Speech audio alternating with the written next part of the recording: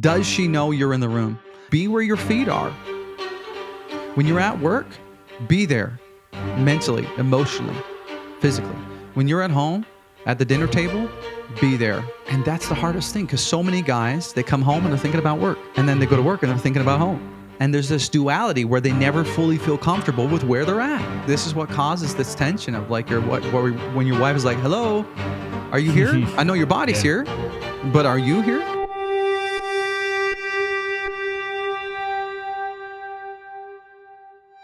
What you do as a man, husband, father matters, right? Allow me to share some numbers with you. Today in the U.S., 1 in 4 kids will grow up without a father in the home. And so many parts of society would tell us that men don't matter or masculinity doesn't matter, but the numbers would say otherwise.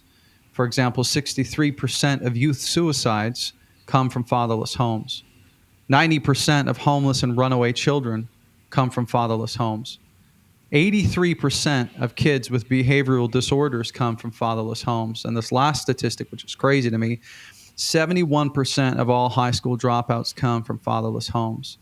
And so what the truth is here is that our kids need us, our spouses need us, this world needs you and what you have to offer, not just in your career, right? Because we find all of our value in what we do and our identity in what we do, but how you show up as a brother, as a son, as a father, as a, all those different ways. And so if you don't take away anything else from this episode other than the fact that you carry significance and you're important in this world, then that's what I want you to take away from this, to be encouraged, brother. No, I really appreciate that, man. And those are some startling statistics. I do have questions. I did a lot of research on you, and I do have questions. But just in the spirit of that, help me understand what's going on. Like, I mean, that's a big question, right? But I mean, even the very first stat that you put out is 1 in 4 kids grow up without a father. That's almost unbelievable. Like, what's going on there? Mm-hmm. I think it's a combination of our where we've come from, our combination of where we've come from, our wiring, and then also a culture that has been saying that men don't matter anymore, right? And that we could get into a lot of stuff about the feminist movements and all that stuff, but understanding, like, first of all, let's start with where we came from. We're just 2 or 3 generations removed from some of the most extreme trauma that people have ever faced. World War II. These men came home from the war completely traumatized, and thank God that they paid the price that they did for us and for our freedom.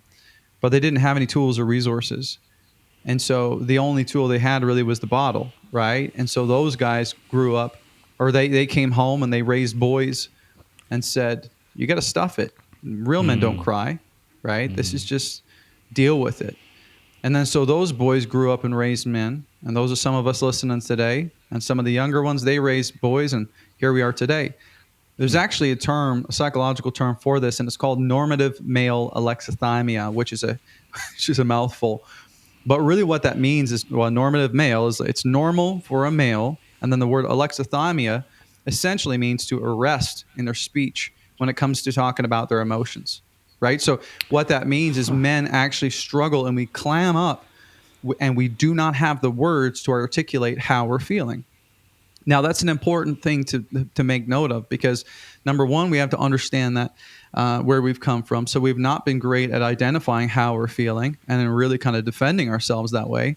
And then we're living in a time and age where culturally, even with other men, we're not comfortable talking about how we're feeling. And so when society might be saying, well, we don't necessarily need men anymore, and we may be feeling all kinds of crazy things, but we don't even know how to talk about it, right? So if you're here today, and that translates both publicly in the space and even in your marriage and in your fatherhood, which we can get into, but when a wife presses his husband, like when she says things like, "I feel like I married a robot," or "Why don't you ever talk about your feelings?" Well, if you've heard that, you're normal, right? We all struggle with that because of what I was just talking about. And I think the third thing is this, over the course of the past, 5-6 decades, seeing this rise in the feminist movement, which I think, in its nature and how it started was very valuable. I think to create opportunities for women. I'm all for equality. I'm all for all those things. But it's important for us to understand our masculine essence and our feminine essence. Okay.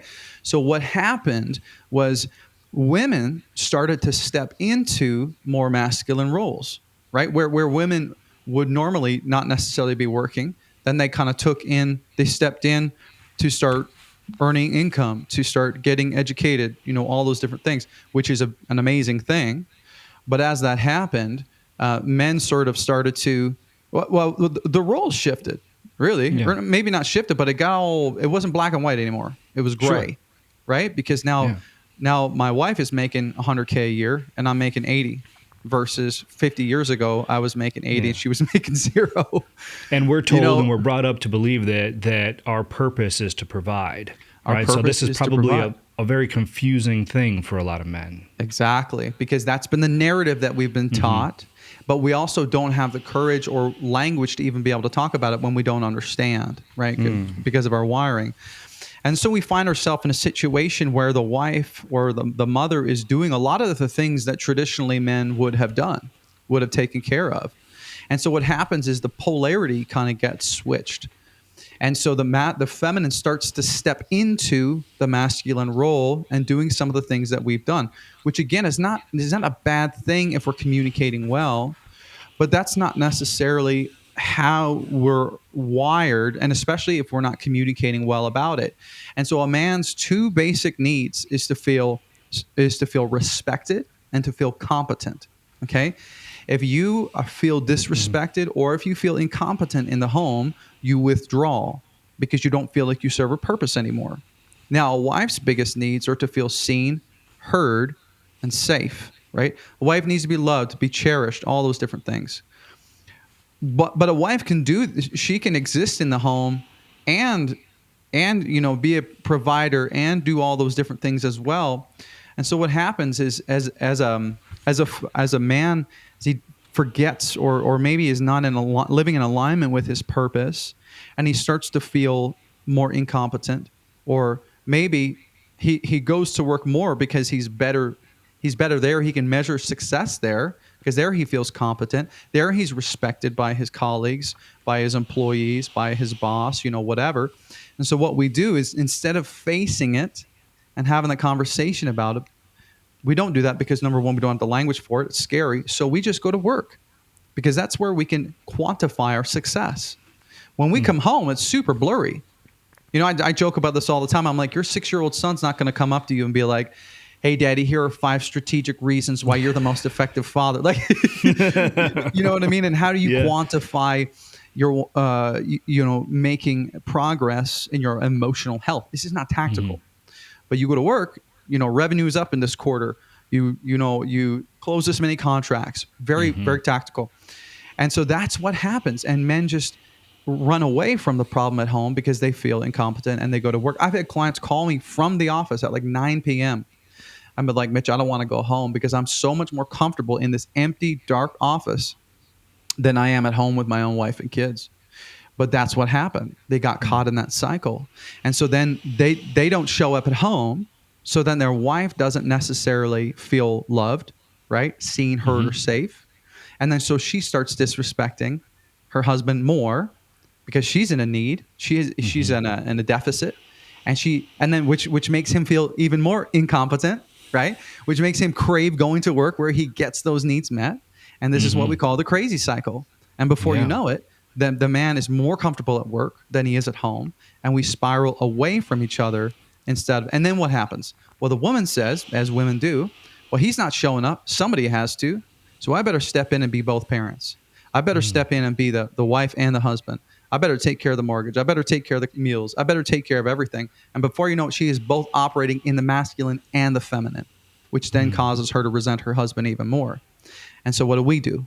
We withdraw because, again, we don't have the language to even have the conversation, right?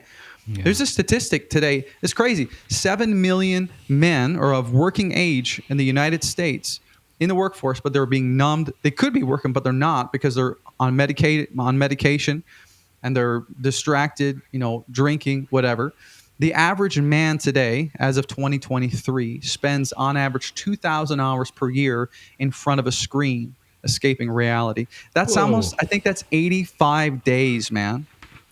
So that tells us that we are like we're struggling in Yeah. silence. We're medicating. We're distracted. We're avoiding. And so this is a stark contrast to how I started off the conversation and saying your presence matters. But instead of digging in, we're actually pulling away. And this is a really sad reality. And this is the Yeah. whole reason why we're here today and having this conversation. Oh, absolutely. There's so much to unpack there. I mean, I just gave you a lot, bro. no. But you know what? Honestly, I think, this is an impactful and an important conversation, especially for a lot of my listeners. I am curious, when you said that, a lot of men struggle to verbalize or communicate their emotions or what they're feeling. Obviously that's not a secret, right? I've been there myself. I've had those same struggles. I'm curious, do they have the same difficulty communicating joy, happiness, fun as they do being scared, angry, or sad? Yeah, no, because having fun and being joyful and being happy isn't possibly going to be communicated as incompetence. But You the understand what I mean? others, yeah, Exactly. So if I say to my wife, "Man, I'm having so much fun today together," or "This was a blast," or "I love working on my car in the shop," she's not going to hear that and be like, "Well, he's weak or he's incompetent." But if I say, "Babe, I'm actually really anxious about this meeting," or I'm really upset about what's going on with me and my son, or whatever. There's fear that we may be viewed as weak or incompetent, or perhaps, if you said something like, I'm afraid of something, they could use that against us, right? And so again, that's why those emotions are hard to communicate, because we're afraid that we'll be perceived as weak, and society tells us, no, you must be strong, right? Yeah. Or else you're not a man. Of course. So let's talk a little bit about that, kind of to set the framework for some of maybe the rest of the conversation. There is a lot of conversation and talk around being a man today, and masculinity and toxic masculinity, and this kind of stuff. What does this mean to you? And what's the difference between being masculine and being toxic? I mean, help me and help my audience understand this. Yeah, that's such a good question. First of all, I'd have you and your listeners replace the word toxic with immature. Okay. I don't believe in toxic masculinity. However, I believe in immature masculinity. Right. And I think that's what culture means when they say toxic, because immature masculinity is domineering, right? Is demanding respect, is demanding control, is being, asserting your dominance over people, whatever, all those different things. A true man understands the value of service, serving his family, serving his company, serving his organization. A true man understands the power of leadership, but being humble, and being emotionally resilient, being in control, being a master of his emotions, right? Immature masculinity are men, are boys trapped in grown men bodies. You understand what I mean? They're men who are still behaving like children, who are throwing tantrums, who are trying to throw their weight around, demanding. I mean, these things aren't going to get you a good reputation, but unfortunately, society has taken that version and exploited the crap out of it, Sure. And so what would I would say the difference between what is traditionally known as toxic masculinity versus true masculinity is just some of those things I mentioned.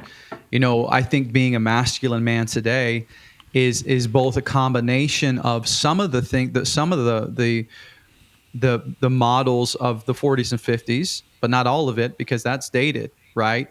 And then some of it doesn't serve us anymore.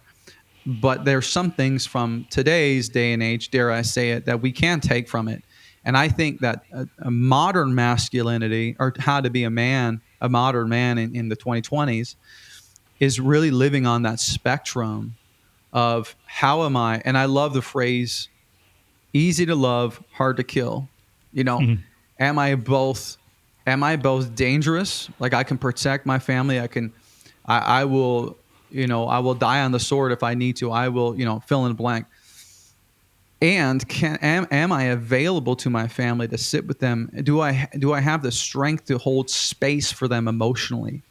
Can I have a conversation with my wife and have her share about her feelings without me feeling like I'm personally attacked or getting defensive? Can I sit with my children and like be fully present with them, home in the, in the living room, on the floor, playing with them and their toys, and also get up and go lead a team of, a crew of 20 guys, whatever, right? So I think it's existing in this spectrum. And because the old model of masculinity would have said, no, you go away, you work, 9 to 5, you come home, dinner's on the table, you have your cold beer after dinner, you watch Yeah. TV, and you go to sleep. You're providing financially. That's about it. Not Right. emotionally, not relationally, not all those ways. But now I would say the new model is some of the things we can take away from this new way of living in the world is no, I think it's important to show up for your family emotionally as well, and relationally, which we can get into. But that's how I would kind of see it. Does that make sense? Makes perfect sense. I've got a couple questions around that. So I like the word immature versus toxic. It kind of paints a different picture. I wonder if it's impactful enough if, those things demanding and throwing your weight around turn to violence, right? We see that as well. That to me, that seems like a different level. Maybe it is.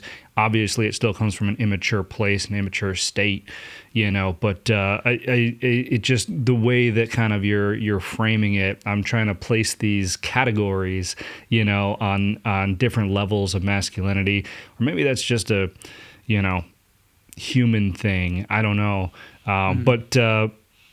That's more of a statement, not a question. I guess my question in what you said was,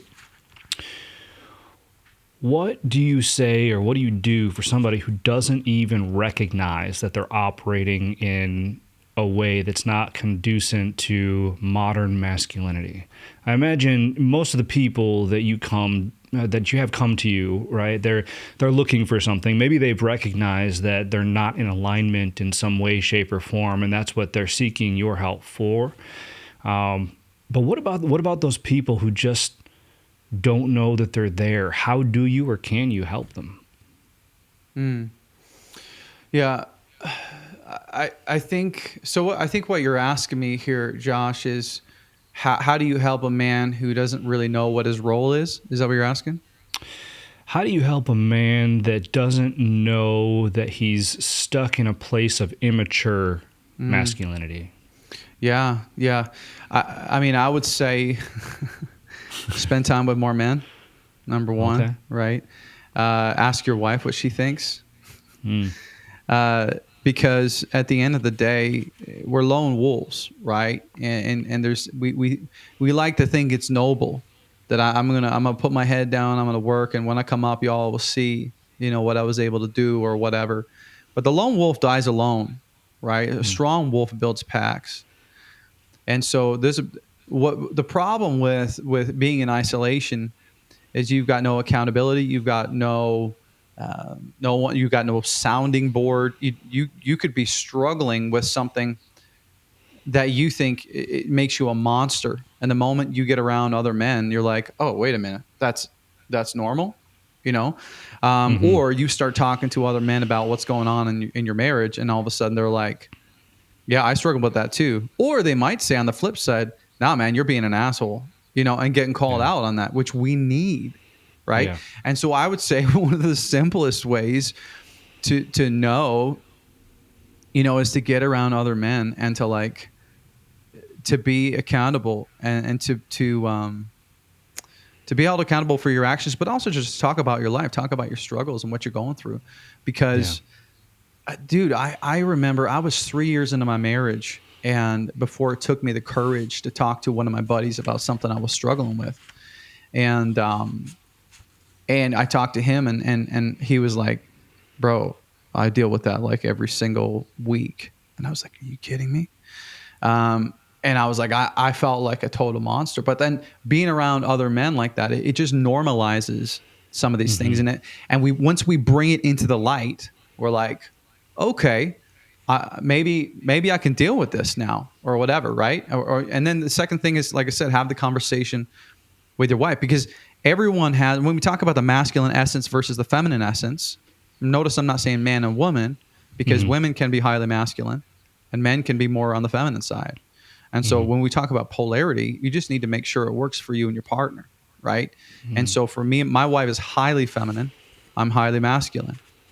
And so, but her father is more on the feminine side. And so when we got married, there was an issue because she was expecting me to be responding in a more feminine way, because that was her experience of the masculine. You understand what I mean? He was soft. He was gentle. He would sit with her. He would cry with her when she would cry, like you name it, very in touch with emotions. So when she got married to me, I wasn't doing that, because she married a rhino, And I mean, I grew up in a family of like, I told you I loved you when you were born. If anything changes, I'll let you know. You know what I mean? That was the way I was raised. And so my definition of masculinity, what it looked like to show up as a man or a husband in a relationship, was entirely different than hers. Yeah. And so we had to understand, okay, what's your family of origin? What's my family of origin? And what does it look like for me? What does it look like for you to hold space for me as the man in this relationship?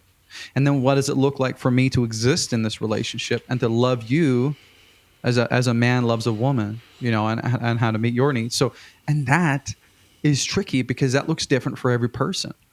Right. Yeah. So I would say the combination is, getting around community, having that conversation with your partner. And then also, if you really are struggling with it, find a coach, talk to somebody about how to find that balance, because as we've been mentioning, it is so important. Right. Yeah, no, absolutely. And I'm a big advocate for finding coaches, and people who can hold you accountable as long as you can internalize that feedback. I think that's another step of rising above that immaturity is, can I actually hear those words? Can I actually, understand what somebody else is saying? So yeah, great advice there. So you said that you kind of grew up in that type of household that hey, I told you I loved you when you were born. If anything changes, I'll let you know.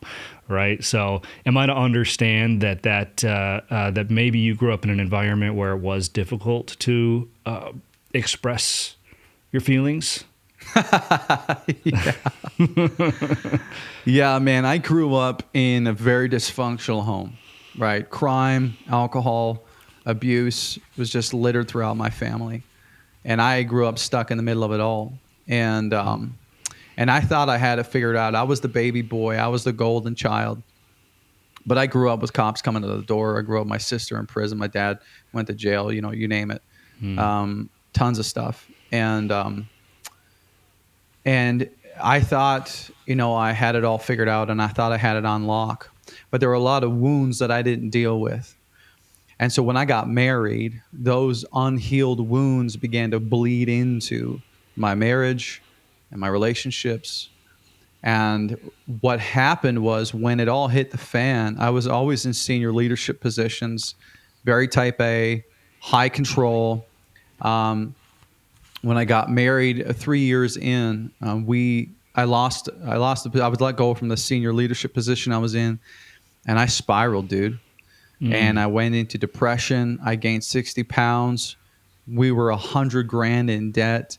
I was medicating, drinking, trying to, drugs and alcohol, trying to cope. And we were on the verge of divorce. We had never, up until 3 years into marriage, we had never used that word and said we never would. That day we had a huge fight. That was the turning point for me. And I knew that if I didn't change, the wounds from my past would keep bleeding into this relationship, and I would keep torpedoing the rest of my life. And actually, the second part of the transformation was at a funeral. So there's 2 points: a fight and a funeral. The funeral, I was asked to sing at this funeral of this wealthy philanthropic man, and it was about 2,000 people there. And as I was wrapping up, I was getting ready to sing the last song. The minister asked the congregation there, he had said, "Are you living a life worthy of imitation? If you were to die today, would you be proud of the legacy that you left?" And that day, in that moment, I was like, I'm not living a life worthy of imitation. If this were my funeral, nobody would be saying, I want to have the body he had. I want the marriage he had. I want the bank account he had. I want the confidence he had. And my life was a disaster. And so that day I went home and was determined that I would die to the man that I was in order to become the man I needed to be, not just for me, but for my family. And I began to write new chapters, because up to that point, the first chapter of my life was my childhood, and that was a sad one. The second chapter of my life was my marriage, and that was a struggle. And so I was like, you know what? I'm taking the pen back, and I'm rewriting my future, and I'm rewriting what my past meant. I'm giving it a different meaning, and this all ends today. And so, yeah, dude, to answer your question, short story long, I grew up in immense dysfunction. I was not taught any of these things. And I sabotaged everything. And it wasn't until I took full ownership that I was able to turn my life around. And then honestly, man, we talk about community. I got 5 guys around me, and I looked out, and I've actually curated this into a framework with my clients I call the Iron 5. Every man has to have 5 men around them. These men, my ceiling was their floor, right? Where I ended, they began. They were living where I wanted to go. And so they rallied around me. They held me to the standard that I said I wanted, not just for me, but for my family. They didn't just call me out. They called me up. And they showed me what was possible for my own life. And so within 18 months after making that decision, Josh, we completely restored our marriage. We paid off the $100,000 in debt. I lost the 60 pounds, built a strong body, was like clean of substances and focused and confident and just like laser focused on the future, man. So that was kind of how I got started out and a bit of my transformation story, which you didn't ask for, but you got. So No, that's all right. No, that's why we do this long form, man, because we get to learn so much about you. You know, it's interesting to me because oftentimes in stories of transformation like this, there's a pivotal turning point. You mentioned 2, a fight and a funeral.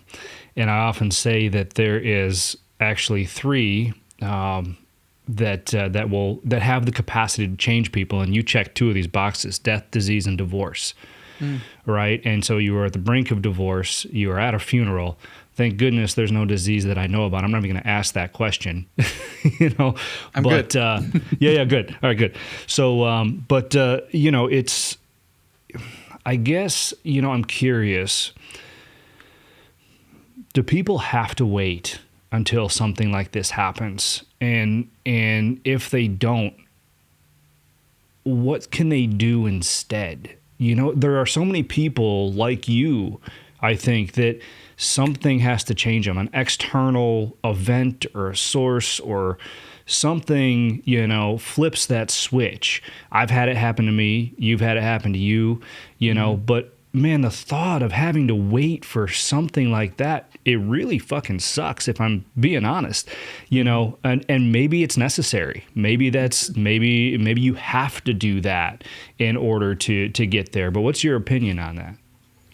I'm going to write a couple things down because I tend to think talk faster than I can think. So, no problem.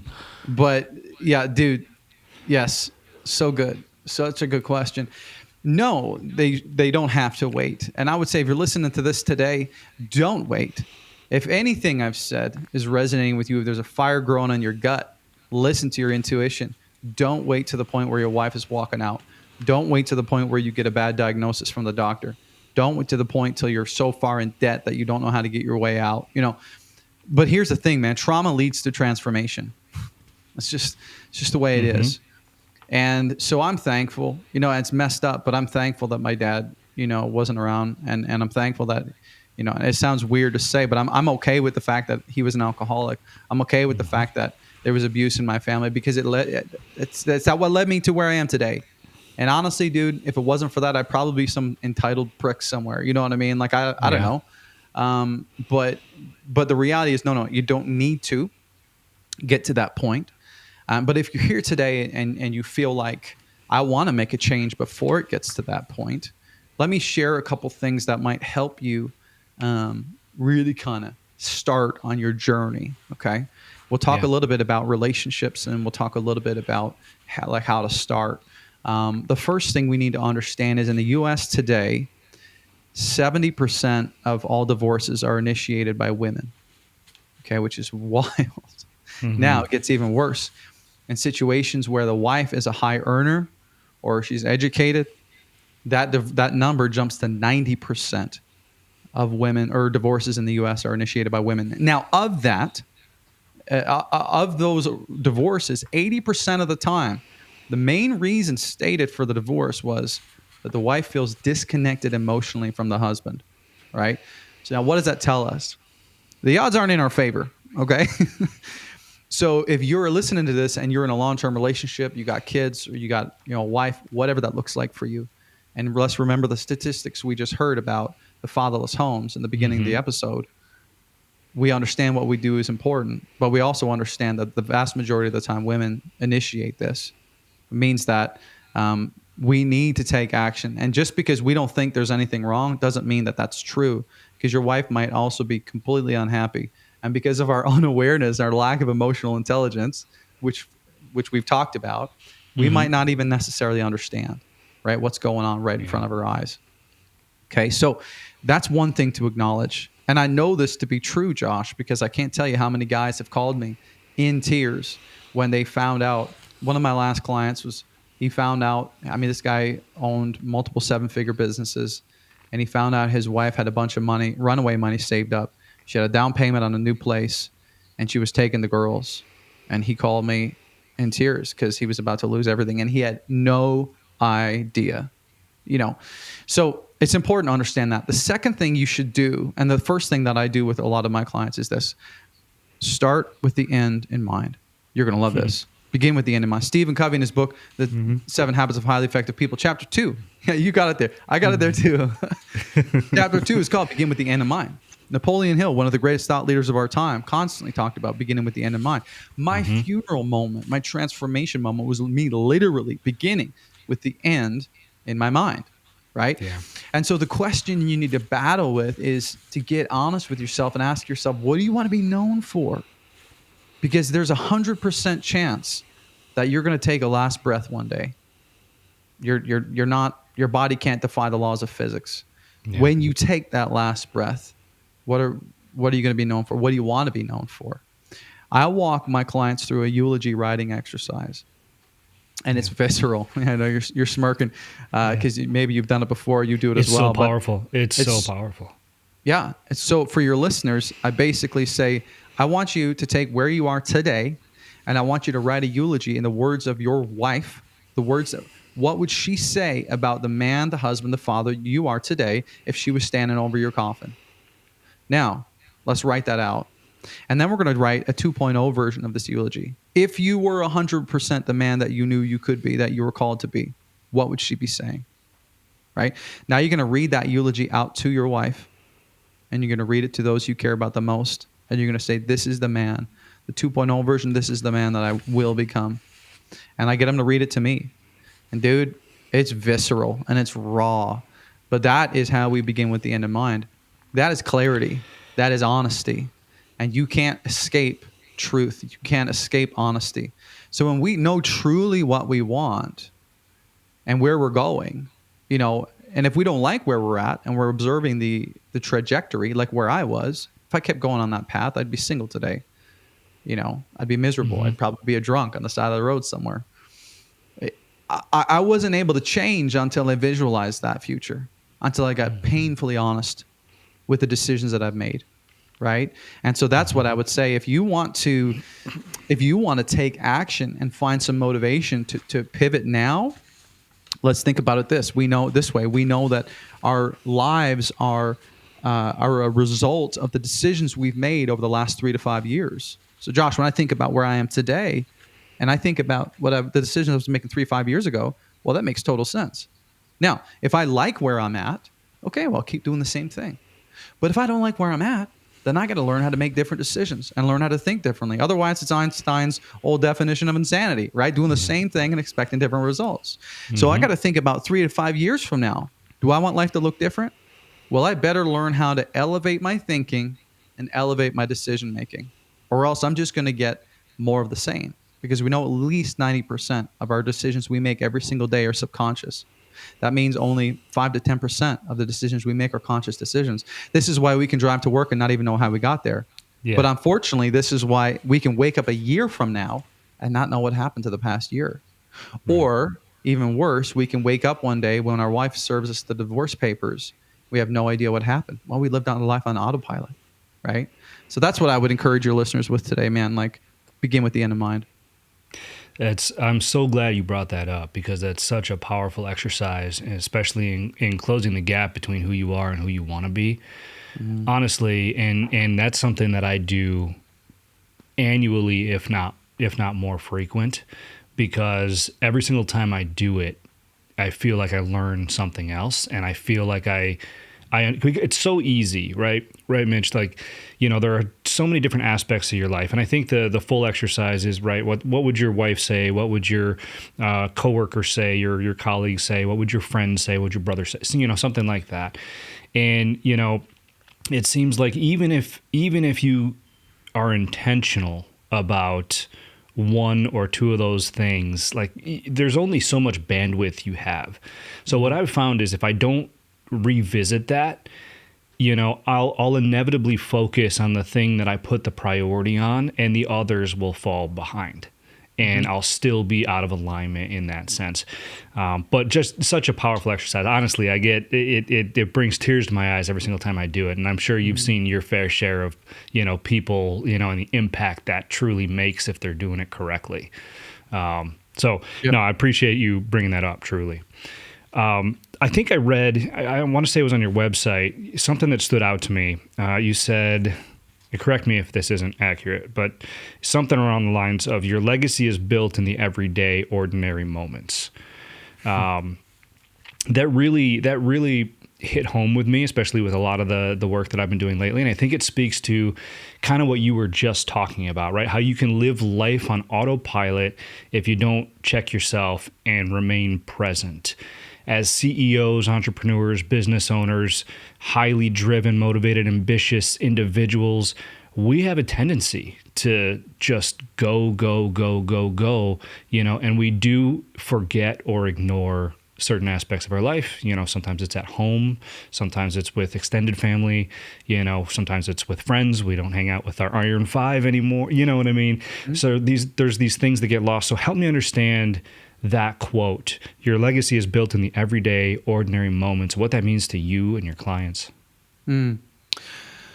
Yeah, I think there's a couple different ways I draw meaning from that.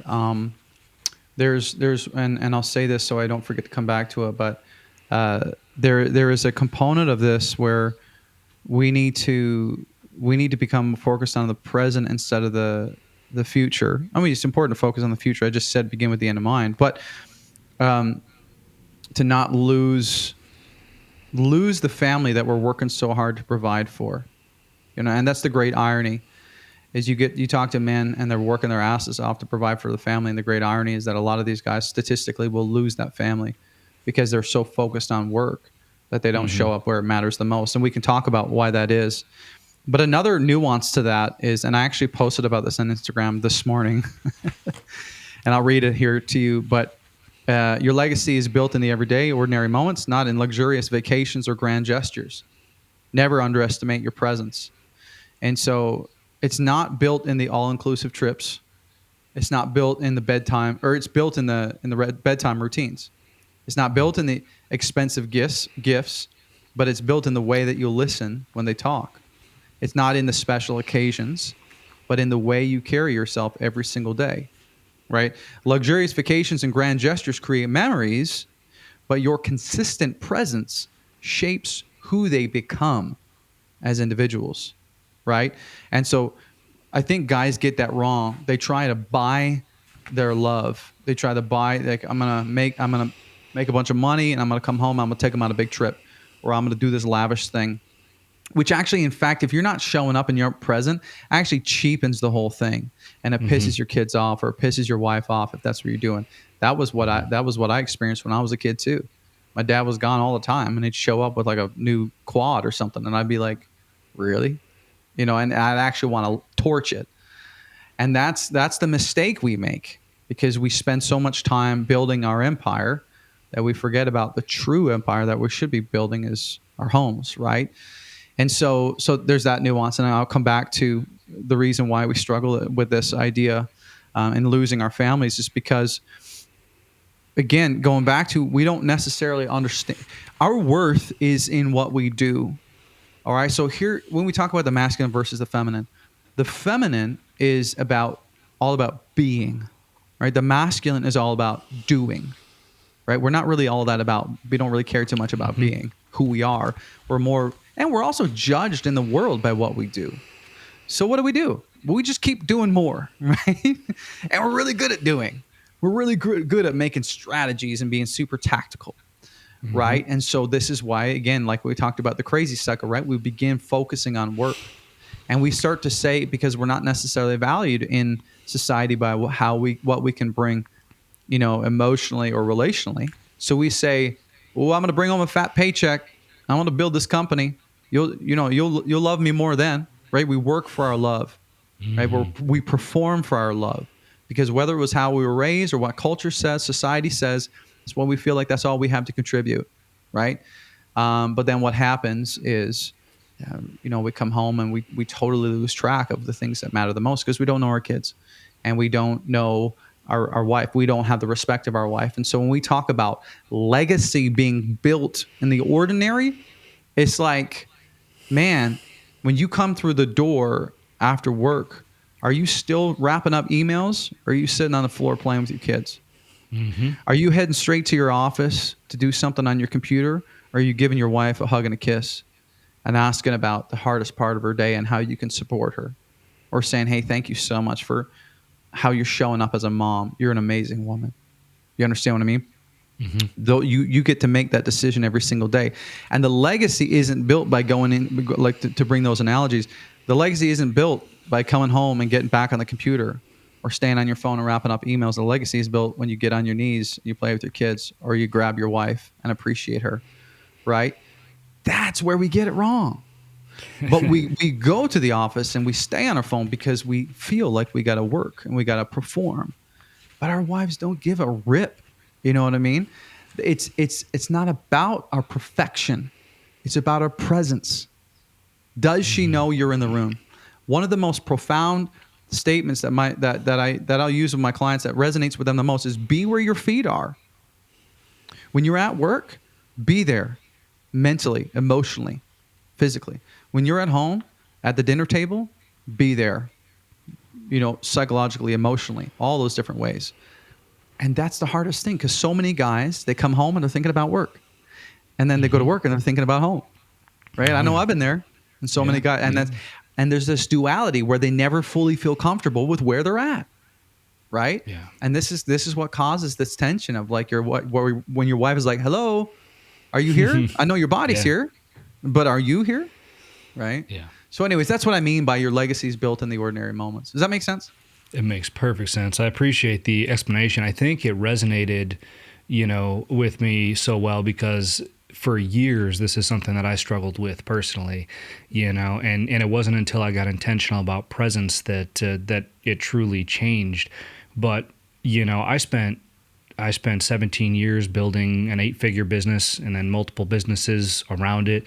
I'm literally the poster child for what you're talking about. Walking through the door, still on the phone, answering emails, phone face up on the dinner table, waiting for something to pop so I can respond. And if I don't respond, the whole thing's going to come crashing down, Mitch. You don't understand, And this is something that, I put so much emphasis on, because I know that my listeners and my audience struggle with the same thing, especially if they're in the early stages of business and they're a founder, an entrepreneur, And somebody, actually a coach that I had, put it to me the best. And it was when I heard this phrase that, kind of got me to snap out of it. And it's because I was operating out of this mindset of fear, right? That if I didn't continue to not be present in that way, that I was going to lose what I built.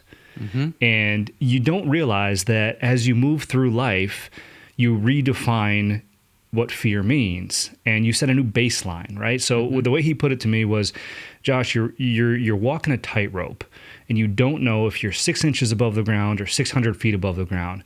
I think Tim Ferriss was the first one to say it, but once he said that to me in the context in which I was like operating, I was like, holy shit, yeah.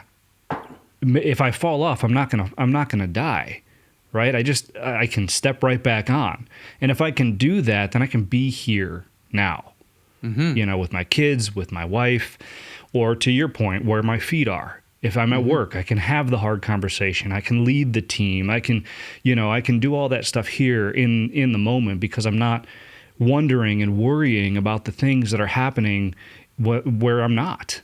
Mm-hmm. So now I think that's just, that's why that resonated with me. So I really appreciate you putting that context behind it and really kind of leaning into that explanation.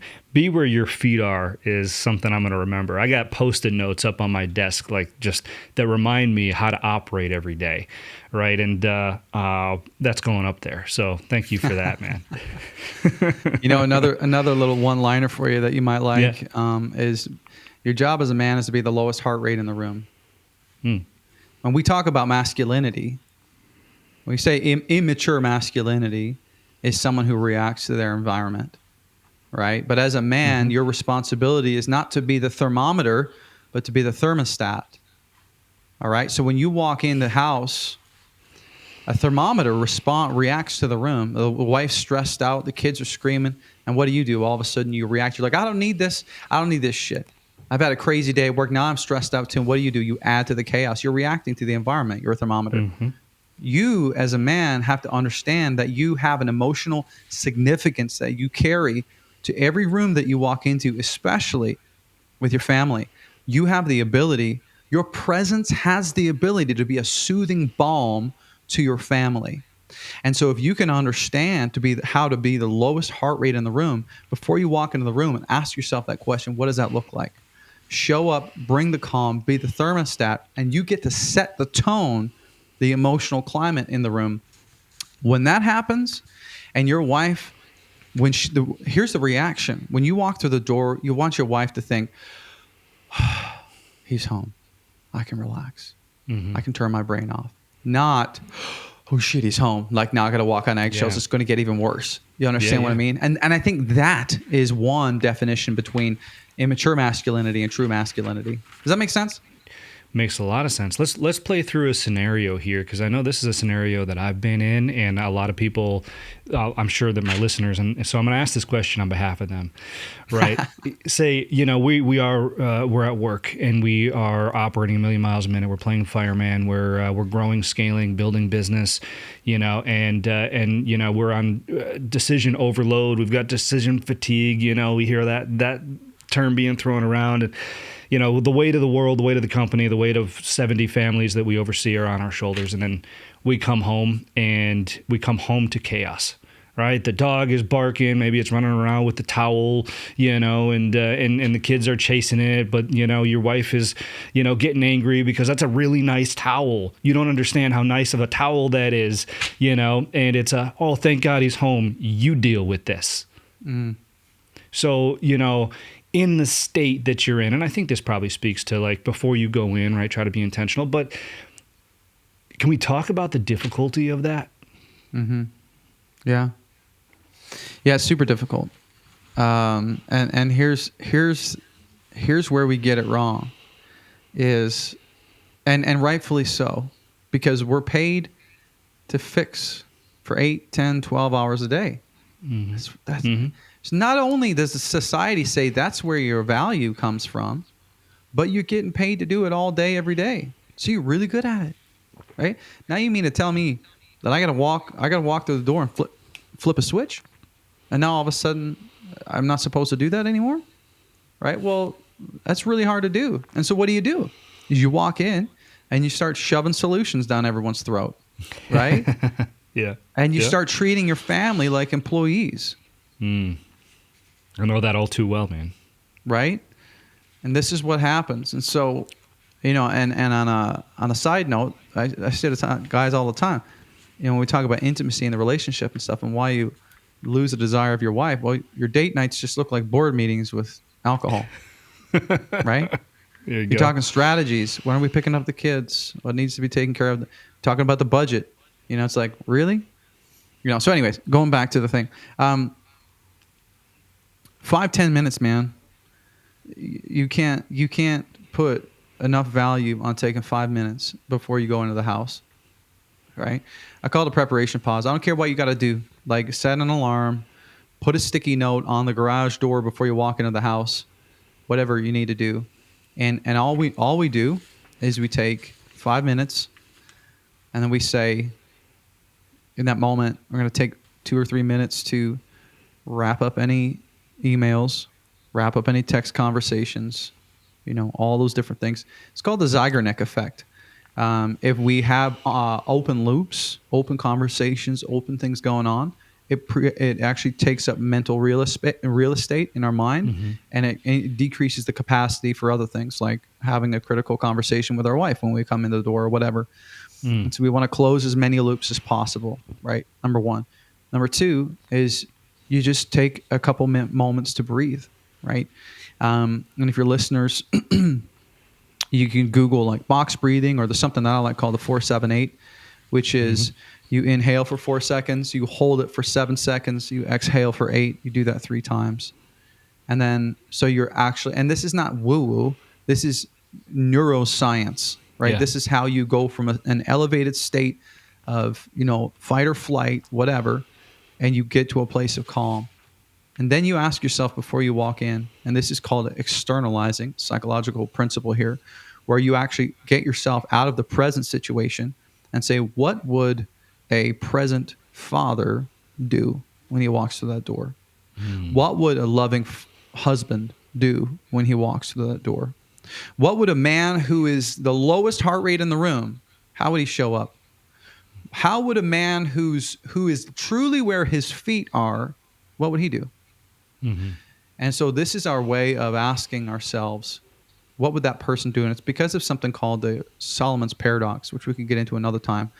But what it means is that it's almost impossible to take our own advice, but we're really good at giving advice to others, right? Because we see our own lives with a microscope, but we see everyone else's lives through a telescope. And we can't think clearly about what we should do because it's confused with insecurities and fears and all those things because of our own mental garbage, psychological garbage. And so because of the Solomon's paradox, you can combat that by externalizing and giving yourself advice, right? So you ask yourself those questions, answer them from a place of being in a regulated state, and then walk through the door. I mean, that's just a really tactical thing. Yeah. And you can have that conversation with your wife. Like, hey, if you see me parked in the driveway for 5 minutes, 10 minutes, this is very likely the most impacting, powerful 10 minutes of the day. And I need them, right? Because this is what's going to let me show up powerfully for you and the kids. And this is going to make part of me that communication, right? 100%. That you have to learn how to actually verbalize to your spouse. And this is self-leadership, the stuff you're doing with yourself. And this is leadership in the home, having that conversation ahead of time with your partner saying, hey, this is something that I need to do for us. What does it look like because remember, respect and competency, what does it look like for you to respect this sort of boundary that I have, right? So that I can meet your needs, which are to feel seen, heard, and safe. And if you want me to show up and have the capacity to be able to see you, to hear you, to love you the way you need, I have to create the space and regulate myself before I walk through the door. Does that make sense? Yeah, sure does. No, and you know what? This reminds me of something that another Post-it note I have above my desk, by the way. And someone once told me that freedom lives on the other side of discomfort. Yeah. And I love that saying. I love that phrase because, if I look back at my own life and I see all the places that I wasn't making space for myself or others, it always took the discomfort of a conversation, of a situation, of a transition, of something in order for me to make that space or achieve that freedom. And so, what I'm hearing from you now, like, there's going to be difficulty in this. There's going to be discomfort, especially if this is not something that you're used to doing, and it's not something that you're really built to do or that you ever had to do, right? And so it's going to be uncomfortable, but the result of that discomfort is having this space and creating this freedom in this area of what you're of where you're existing, really. Yeah, yes, you've nailed it. And for every reason that we mentioned earlier in this episode, we've been set up for failure in many ways. Mm-hmm. Not to mention, we talked a little bit about the feminist movement, and they say, well, the only way you have value is if you show up on our terms. And they're demanding that we be this incredibly feminine version of ourselves, which feels so unnatural, and we're lost. Mm-hmm. We don't understand how to live in this world with their definition of what it looks like to be a man, right? Yeah. And so that's why it's so important for us to be rooted and grounded, and because masculinity is caught, not taught. You cannot be taught how to be masculine. You have to catch it from other men. You understand what I mean? And so in relationships, this is key. You talk about how freedom is on the other side of challenge or adversity. I love this idea that everything is hard, right? Yeah. And I think the problem, I know you're going to love this, but the problem with another big challenge, I don't want to say a problem, another big challenge we face is that we are waiting. We think that one day it's going to be easy, right? David Data in the book The Way of the Superior Man, he calls it. I feel like we read a lot of the same books. I love that book. He calls it the great masculine error. That one day we'll rest. One day it'll be easy. That one day we'll sit on a beach sipping a margarita. But I tell you what, living on a deserted island drinking margaritas all day is going to lead to insanity and diabetes, right? You don't want that. Yeah. But here's the thing. I tell my clients all the time, listen, the sooner you can stop expecting it to be easy, the sooner you're going to find true contentment. Because here's the thing. Making great decisions is hard, but making bad decisions is also hard. Being out of shape is hard. Being fit is hard. Being disciplined is hard, but being lazy is hard. Getting out of your comfort zone is hard, but staying in your comfort zone is hard, right? Starting a business is hard. Working for someone else is hard. Having a lot of friends can be hard. Having no friends is hard. Fighting for your marriage is hard. Divorce is also hard. So at the end of the day, you have to understand that there is no easy.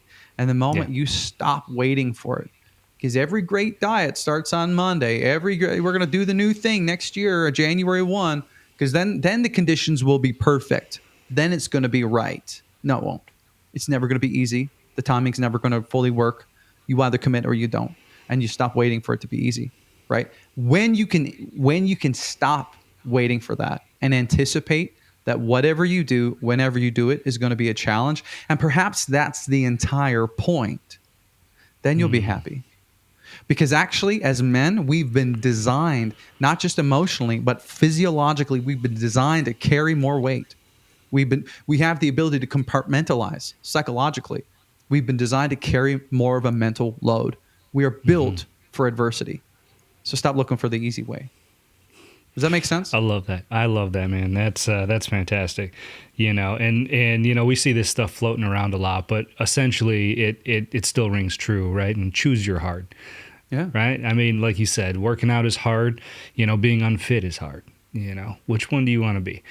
And it's never gonna be easy, which I think is a really great lesson, a really great takeaway.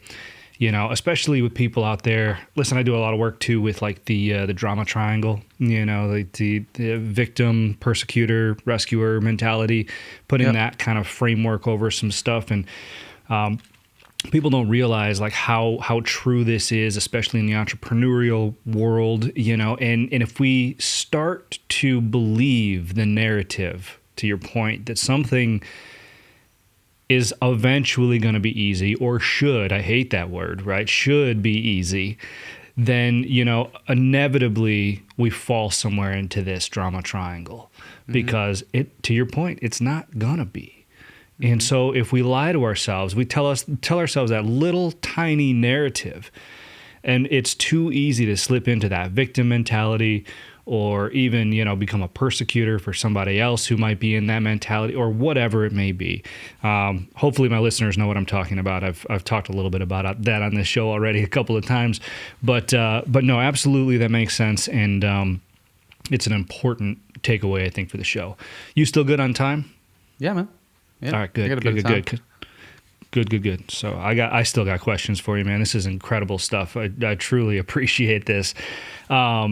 I'm curious. You do a lot of work with men, and a lot of the work in particular, I've come to understand men doing well in business, right? Mm-hmm. And so I'm curious, how do they influence you in some of the things that you talk about? How do you learn from them? Yeah, man, that's so good. I think I learned a lot of stuff, man, because but I think the biggest lesson that I learned is I'm constantly reminded that I'm normal, and that I make mistakes, that we all make mistakes, that no one's above. No one's above divorce. No one's above, a bad health diagnosis. I'm one decision away from obesity. The day I start to say no to myself and start sleeping in, I'm one decision away from divorce. The day I start saying no to my wife is a day, as the saying goes, the road to hell is paved with good intentions, or, whatever. It's like you start getting lazy, you start getting apathetic, whatever. But in coaching, I joke all the time, people ask, well, why'd you start the podcast? Why'd you start coaching? I'm like, man, my skull is six inches thick. You know what I mean? Like, I learn every lesson the hard way, and I almost lost everything. And I refuse to do it again, and to get to that point again. So the best way that I know how to stay on track and to be the man, to live a life worthy of imitation, is to surround myself with other men who are doing the same. To get on podcasts with other guest speakers who are an inspiration, to have them teach me, to have them inspire me, to be able to coach men and have them talk about their challenges, and me be able to help them through, all these different things, but also while simultaneously dealing with my own challenges, because truly it never goes away. You just get better at carrying the weight, and you learn new tools, and, maybe you fight less, or you struggle less, or as your discipline increases. But man, I've just learned the value of vulnerability and the value of honesty from my clients. It's because, they just show up, and they're so honest and real. And these guys, high net worth, very powerful men, and are like, I'm putting it all on this table. I'm like, man, you got balls. I don't know if I could say that. And it encourages me to just carry that message, to be honest, to be truthful, to be humble, to be authentic, and to never wear a mask, to be fake. That's not going to get me anywhere. I'm never going to be alone. I'm to the point where I'll never be a lone wolf again, because I see the damage in it. I see how it doesn't serve me well. It doesn't serve my family well, and so those are some of the things that they've taught me. I'm so far beyond having ego, man, because I've done so many things the wrong way, I hear you. What about I think that there's been this, maybe it's a narrative, maybe it's a societal expectation, I don't know. But there's some kind of dynamic around guilt for, say a guy wants to go hang out with his guy friends, right? And to your point, community and hanging out with other men, and, surrounding yourself with that. But at some point in the relationship, it almost became hard I guess. I don't know. We're talking easy and hard, but you understand what I'm saying? This dynamic has been there where it's like, oh, so and so doesn't hang out anymore. He's married. How does somebody pull themselves out of that? And what's going on there? If maybe they had a group of guy friends and had a group of friends and they entered into a relationship and they're trying to manage and balance their time, but that's the thing that fell by the wayside. What's happening?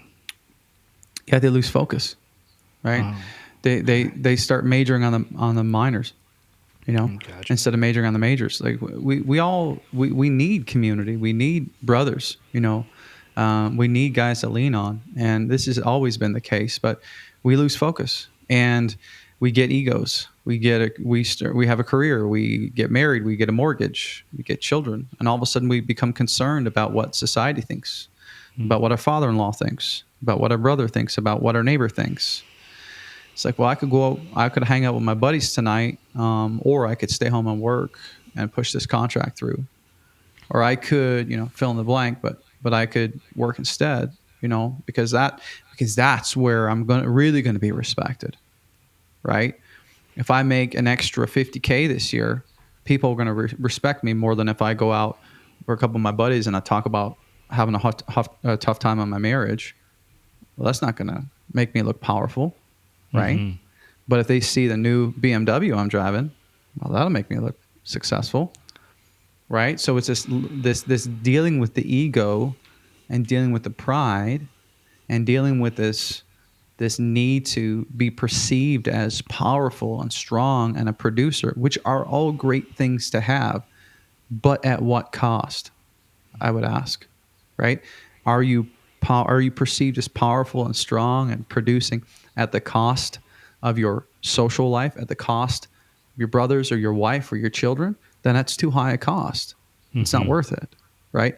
And I think that's what happens. We become, and then not to mention, social media and the highlight reel and where we should be, our favorite word, right? And so we're constantly comparing ourselves to someone else's definition of success. Okay, you're letting other people define success for you, and so you don't even know what success looks like. And so basically, what happens is we start living for other people's success, and we lose track of what it looks like for us, our friendships, the brotherhood, our marriage, all those different things. And so that's a framework that I talk about a lot is just this idea of defining success for yourself, having success statements by saying, I will be successful when ... And there is a filter that we use to run through it. It's called the prime success filter. And essentially it's just 5 filters that you run every statement through to make sure that it's true to you, to make sure that it's relevant, to make sure that it's actionable, all measurable, all these different things. But the idea is that you need to define what it looks like to be successful. And if you want to have friends in your life and brothers around you, that needs to be one of your success statements. I'll know I'm being successful when I have 5 men in my life that I can call in on at any time. I'll know I'm being successful when I can go 7 days without snapping at the kids. I'll know I'm being successful when I can train 3 times a week. I'll know I'm being successful when I'm being intimate with my wife once a week. You fill in the blank with whatever it is that you define as success, and live out of that instead of what everyone else is doing. You understand what I mean? Yeah. Oh, absolutely. And my listeners right now are like, oh my gosh, because my previous sign-off question to the pre-rebranded show was asking people how they define success, and so awesome. it's amazing that it kind of came up organically in that, and so I really truly appreciate that perspective. So I'll kind of pivot this into a leadership thing now, because I'm intrigued by the idea of people being driven by outside perspective, right? By external influence. And when I say intrigued, I don't mean in a good way, right? I just mean it's evident, it's there, we all experience it. And, we talk to there's a lot of leaders listening, to this conversation. And so I want to point this to self-leadership? Because we've talked about in the past, before leading others, you've got to be able to lead yourself. Can you talk me through what that means to you in this context? The importance of leading yourself. Yeah, versus leading yourself others? before you can lead others. Yeah. Everything begins with self. You have no business leading an organization if you don't know how to lead yourself. That might be strong, but it is what it is. I'm convinced you have no business leading anywhere if you're not leading it in your own home first. If your wife doesn't like you and you don't know your kids, start there, and then start talking about how you can lead other people. But here's the reason why.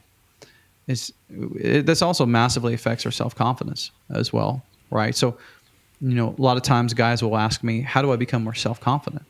Number one, I'm like, how are you not self-confident? You're running these businesses, you're type A, you're whatever. And so I know you probably heard expressed this way before, but we lose self-confidence when we start breaking promises to ourselves. Right? And so let's play it out. Josh, if I were to say to you, man, I'm going to meet you at the pub every Tuesday night, 7 p.m. We'll have a pint. And then Tuesday I don't show up until 7:30. And then the next week I show up at 8. And then the third week I don't show up at all.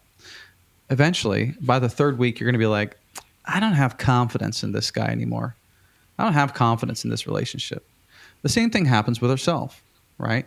So when you make a promise to yourself, even if you don't tell anyone and you break it, what happens? So say, for example, if you said, I'm going to get up at 5:30 and I'm going to train.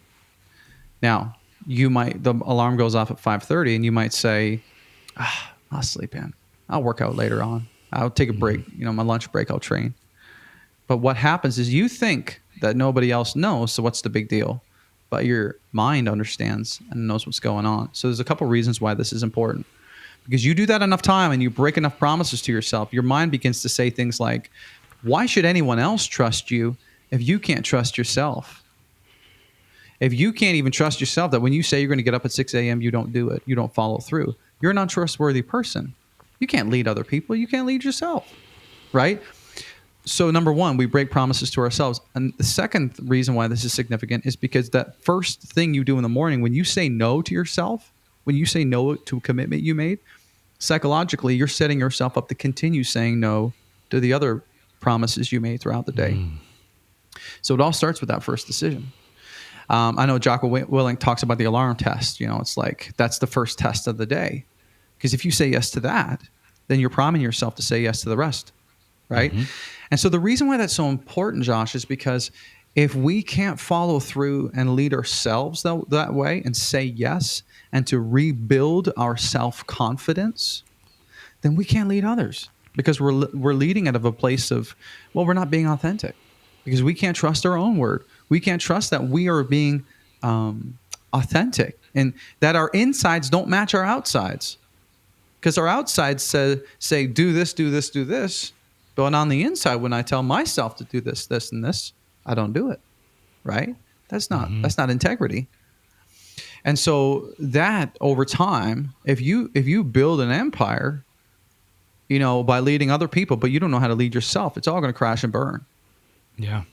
Right? Because your life you'll torpedo your life because you're not doing the deep work. You're not being, you're not having integrity with what's going on the inside and the outside. And self-leadership is all about that. Being like, I do the things I say I will do.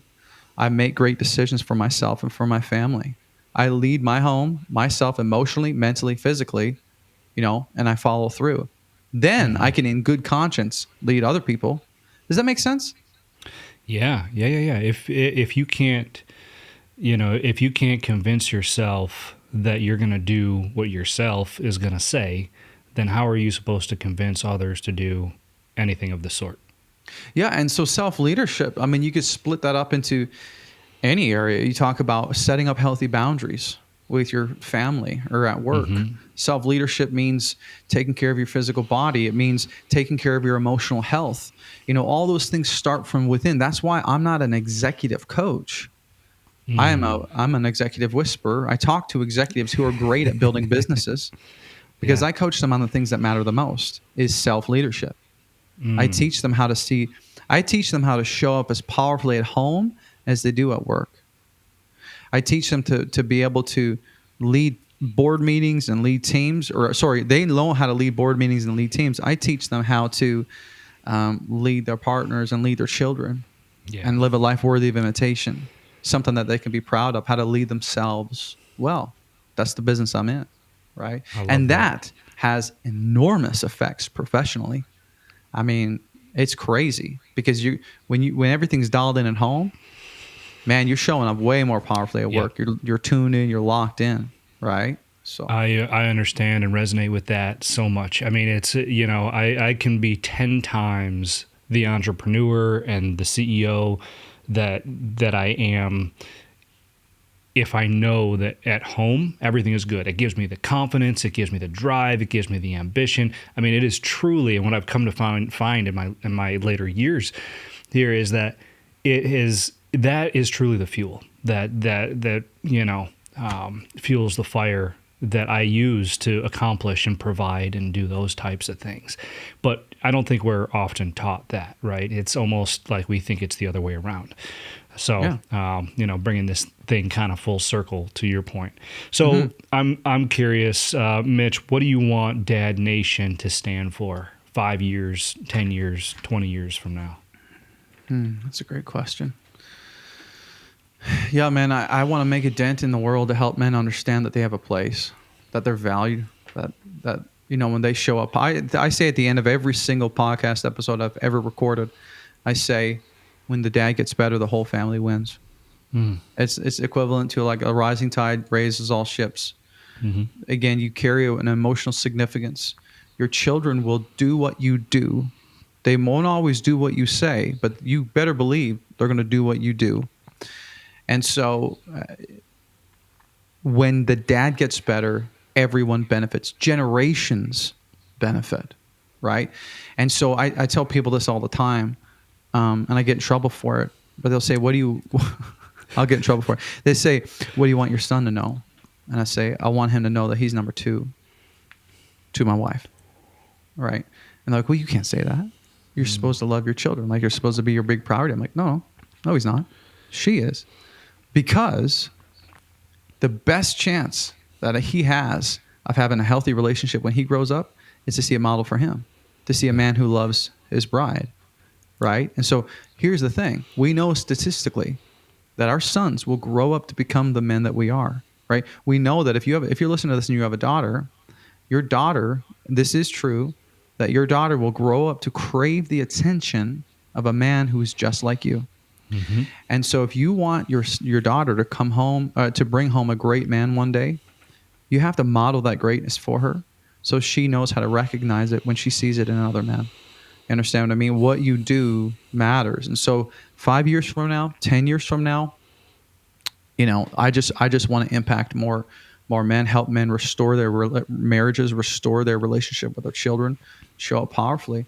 Part of our mission is to help 500,000 men restore their homes through media and mentorship. So media being the podcast and mentorship through the coaching, right? That's what I'm in the business of. And when I flash back to my turnaround moment, are you living a life worthy of imitation? In my mind, that's a life worthy of imitation. Yeah. I know that when I draw my last breath, if I can say at the end of the day, I've helped hundreds of men, change the trajectory of their families and break generational curses that they otherwise weren't able to do, then I'm all in for that. Yeah, man. I've got 2 daughters, by the way, so that hits for me. Yeah. All right, man. What's the most important or impactful thing that we haven't talked about? Any questions I didn't ask? I do have obviously one more question. My audience knows, and But before we get to that, what didn't I ask? Nah, man. I mean, I love this long form content or long form podcast. I think you hit most all of it, man. All right, good deal. Well, then I will ask you, Mitch, what is a truth that took you years to fully understand but changed everything once you did?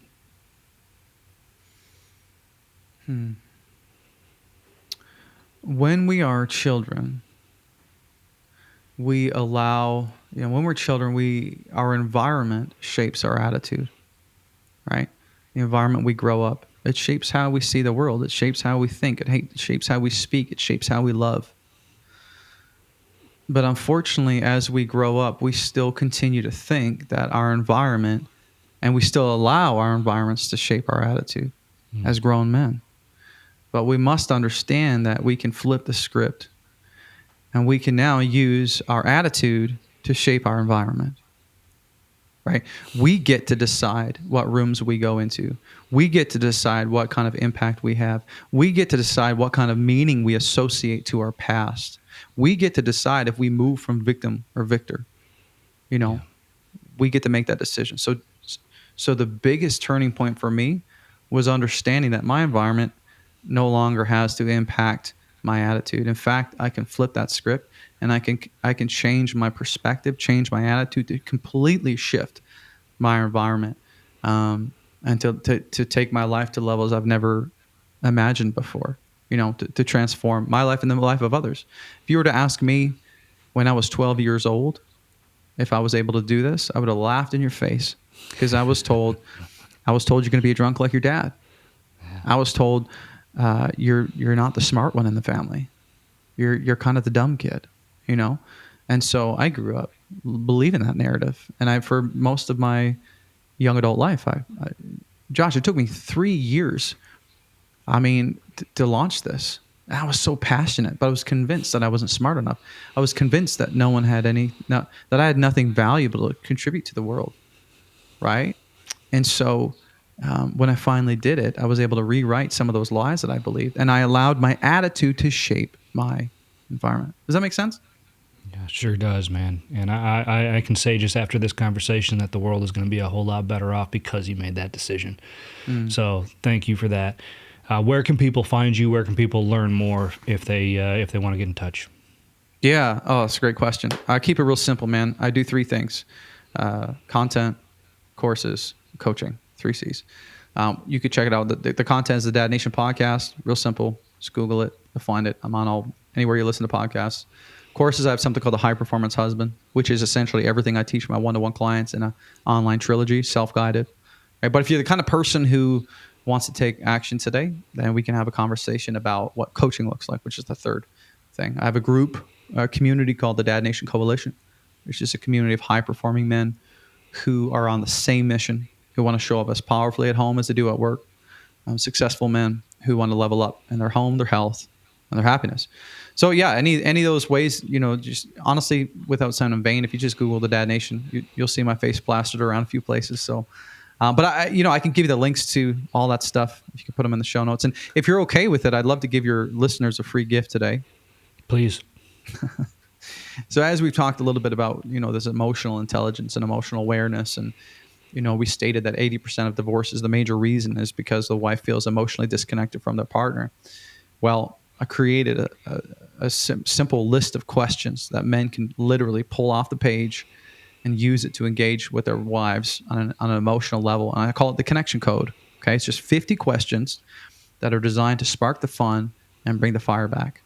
And I don't care if you go out on a bougie date, pull some questions off that, or you just put the kids down, pour up a glass of wine, and then pull some questions off. The only rule is the only questions you can ask her has to come from this list. And I'm telling you, man, I'm giving it to you on a silver platter. I've had women email me the next day and be like, who was that man that took me out on a date? Because he showed up like I don't even know who that guy was. So it's a powerful tool, totally free for you and your listeners who are listening today, just to say thank you for your time. And I'll leave your listeners with this time. I'm not sure if I said this in the beginning, but time is the only currency we spend without knowing the remaining balance, right? I don't know how much time I have left, man, whether it's 60 minutes or 60 years. So time is precious. And so I'm thankful for you, Josh, and for your listeners who've given me so much of that precious asset. And so this is just a gift to give back to you to say thank you. Well, thank you so much, Mitch, for the work that you do, for the wisdom that you've shared today. Much needed message, I think, especially to the listeners of this show and to me. So, thanks again for what you do, man.